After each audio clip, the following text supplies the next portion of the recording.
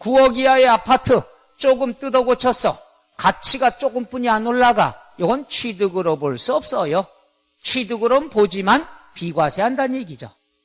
그러나 우리 배웠죠? 9억 이하의 공동주택의 대수선은 뭐가 된다? 과세. 크게 뜯어 고치면 가액도 많이 올라가니까 과세. 그렇지 않으면 우리가 비과세 된다. 9억 이하의 공동주택 개수에 관한 것 작년에 출제가 됐죠. 그럼 앞으로는 나올 확률은 적어도 대수선이 나올 수도 있겠죠. 자, 해서 우리가 취득세에 관한 설명, 무엇에 관한 그러면 항상 뭐라고 그랬어요? 종합문제다. 그러니까 종합문제가 사실상은 난이도가 더 있는 거죠. 왜? 전체 범위 내에서 지문 하나씩, 요건 비과세에서 나왔고, 요건 납세 의무자 나왔고, 과세 표준 나와 있고, 요것도 과세 표준이고, 이거는 비과세 거고. 그래서 하나씩 정리를 해봤습니다. 그 다음에 뭐가 나왔냐? 이거네요. 취득 시기. 언제를 취득일로 보느냐? 틀린 것은. 그럼 뭐죠? 우리가 여기서 포인트는 연부는 언제가 된다? 사실상의 연부금 지급일이죠. 연부는 할부예요. 계약상은 인정을 안 해. 실제로 언제 줬느냐? 그날이 취득일이죠. 그 다음 날짜가 여러 개 있으면 이 중에 빠른 날, 취득일 전에 등기했다. 취득일 이전에 등기했으니까 언제가 취득일이 되죠? 등기일이. 날짜가 여러 개 있으면 어떤 날? 빠른 날이 된다고 그랬죠. 그 다음에 2번 나왔습니다. 2번 매립, 간척, 강물을 메꿨다, 바닷물을 메꿔서 원시 취득하는 경우는 매립, 메꿔야 된다. 그러면 공사해야 되겠네. 공사준공 인가일. 그런데 인가일 이전에 사용했다. 그럼 빠른 날 사용일이 되겠죠. 그래서 매립이 나왔다, 공사해야 된다, 공사준공 인가일 또는 사용일 여러 개 나오면 이 중에 어떤 날? 빠른 날이 된다. 맞죠? 그 다음에 여기서 보세요. 조합원에게 취득을 했는데 포인트가 뭐죠? 조합원에게 귀속되지 않는 토지야. 그럼 조합원에게 조합원용이 아니란 얘기죠. 그럼 조합이 취득을 했으면 어떡하느냐? 검사를 해서 검사한 날이 된다. 사용검사를 받은 날이 된다. 맞죠? 그 다음에 여기 나왔네요. 요거 나왔어요. 도시 및 주거환경정비법 재건축 사업이 나오는데 재건축 사업에 다른 거 몰라도 돼. 조합원에게 귀속되지 않는다. 필요 없어. 뭐냐 하면 요 놈이죠. 소유권 이전하려면 고시를 해야 돼. 그럼 고시일까지는 효력이 발생하지 않죠. 따라서 언제부터 효력이 발생한다? 고시일의 다음 날이 돼야 되겠죠. 우리가 다른 건 당일이지만 다음 날 나오는 건 뭐가 있어? 환지처분. 환지처분하면은 공고를 해야 되죠. 얘도 공고일의 다음 날에 효력이 발생해. 소유권 이전 고시를 한다. 소유권 이전 고시를 하면 똑같아요. 고시일의 다음 날이 취득일이 된다. 그래서 다른 건 당일날이 되지만 공고하거나 고시하면은 그날에 언제가 된다? 다음 날이 되죠. 따라서 난이도 상입니다. 그렇지만 쉽게 생각하면 날짜 물어볼 때 다 당일이지만 공고일이나 고시일이 나오면 그날에 언제가 된다? 다음 날이다.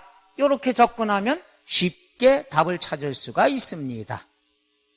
자, 그 다음에 5번 나왔습니다. 지목이 변경이 됐다.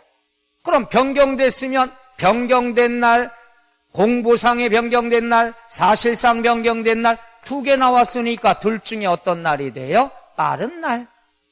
다만 변경일 이전에 사용했다. 똑같죠? 변경일, 사용일 둘 중에 어떤 날? 빠른 날. 변경일 이전에 사용했으니까 빠른 날은 언제가 되죠? 사용일이 됩니다. 그래서 우리가 취득 시기에 관한 것이 나왔을 때 답은 여기서 몇 번이 된다? 4번.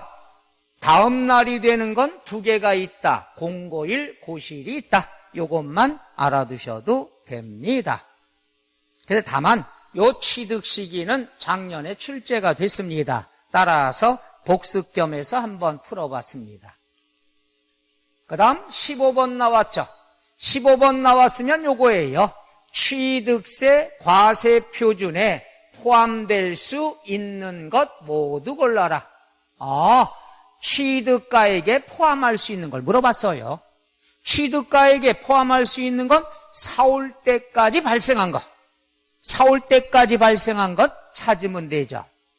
자, 취득대금을 일시급으로 지급하여 할인받은 금액에 할인금액 나왔죠. 할인금액은 우리가 아는 애누리예요, 애누리. 깎아준 것은 취득가액에 포함한다, 제외한다. 그렇죠. 제외가 돼야 되겠죠. 애누리 금액. 그 다음에 우리가 건설자금에 충당한 차입금에 대한 이자, 줄여서 건설자금 이자라고도 하는데 요건 항상 어떻게 준다? 포함하라고 그랬죠. 많이 했습니다. 그 다음에 여기에서 보면은 연체료가 나왔어. 연체료, 할부이자가 나왔을 땐 꼭 개인이냐 법인이냐 뭐라고 그랬죠. 항상. 개인은 조작 가능성이니까 제외가 돼. 법인은 사업하다 보면 연체할 수 있겠죠? 인정이 돼. 그래서 연부이자나 연체료가 나올 땐 지문에서, 문제에서 개인이냐 법인이냐 꼭. 그럼 누굴 얘기하는 거냐? 내가 개인이냐 법인이냐 이거죠. 그럼 볼까요? 꼭 괄호 안에 나온다고 그랬죠. 아래 항목은 개인이, 누가? 내가 개인이란 얘기죠. 그럼 내가 개인이니까 연체료 포함할 수 있다 없다? 없다. 요게 포인트. 요거 찾는 거. 우리가 특강 때도 그랬어요. 답 찾을 때 요거 꼭 괄호 안에 숨어 있으니까 개인을 봐야 된다. 그 다음에 리을. 당사자끼리 약정을 한 채무인수액. 야, 내가 네 빚 끌어안고 살게. 그럼 당연히 그것도 취득가액에 어떻게 한다? 포함을 해야 되겠죠.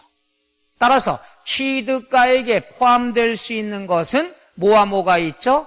건설자금 충당한 이자, 그 다음에 채무인수 두 가지가 있네요. 그래서 니은과 리을이 된다.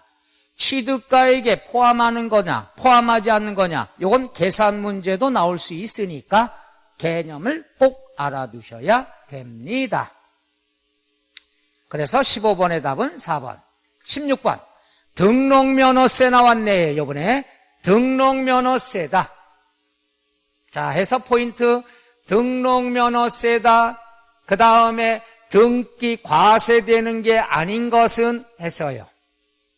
요건 뭘 물어보는 거냐 하면 요거예요. 한번 딱 나왔던 문제인데 이거죠. 우리가 과거에는 취득세 따로 등록세 따로 걷었지만 이제는 취득과 등기를 같이 걷죠. 그러니까 취득과 관련된 건 여기에 포함해. 그런데 취득과 관련이 없는 건 어디에서 처리한다? 등록면허세에서 처리하죠. 그러니까 똑같은 등기인데 취득과 관련되면 취득세에서, 취득과 무관한 등기는 등록면허세. 그런데 이런 게 있어요. 취득세에서 등기를 안 해. 취득세가 다 비과세야.